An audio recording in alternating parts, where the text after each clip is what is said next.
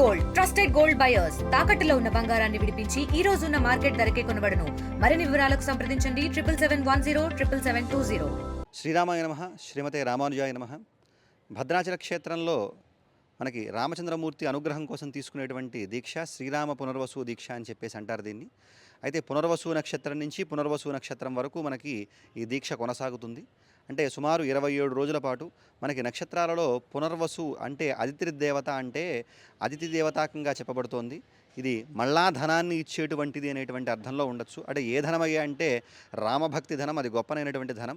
అటువంటి దీక్షని మనం పునర్వసు నుంచి తీసుకొని శ్రీరామనవమి నాడు జరిగినటువంటి నవమి నాటి కళ్యాణం నుంచి ప్రారంభించుకొని మళ్ళా నవమి వరకు ఆ దీక్షను కొనసాగిస్తారు.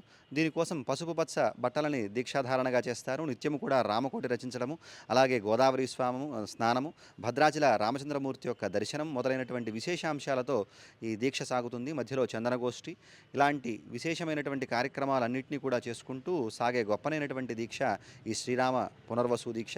ఈ దీక్షను స్వీకరించడం వల్ల మనకి సర్వారిష్టాలు తొలగిపోయి సకలాభీష్టాలు కలుగుతాయని చెప్పి పెద్దలు చెప్పేటువంటి మాట. చాలా గొప్పనైనటువంటి దీక్ష ఈ దీక్ష. అటువంటి దీక్ష మనం పునర్వసు నుంచి పునర్వసు వరకు స్వీకరించి ఆ దీక్ష అంతంలో మనకి పుష్యమి నాడు పట్టాభిషేకోత్సవాన్ని మనం చేసుకోవడంతో ఈ దీక్ష పరిపూర్ణమైనట్లుగా భావిస్తారు. అటువంటి దీక్ష మనకి ప్రధానంగా చైత్రమాసంలో ఉన్నటువంటి నవమి నుంచి శ్రీ పునర్వసు నుంచి వైశాఖ మాస పునర్వసు వరకు కూడా సాగుతుంది. అంతేకాకుండా మళ్ళా విశేషించి మనకి కార్తీక మాసంలో వచ్చేటువంటి పునర్వసు నాడు కూడా ఈ దీక్షను స్వీకరిస్తూ ఉంటారు.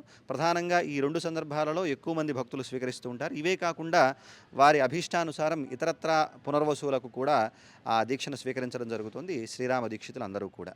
మరిన్ని వీడియోస్ కోసం ఛానల్ ని సబ్స్క్రైబ్ చేయండి. లేటెస్ట్ అప్డేట్స్ కోసం వాట్సాప్ ఛానల్ ని ఫాలో అవ్వండి. ఆ లింక్ డిస్క్రిప్షన్ లో ఉంది.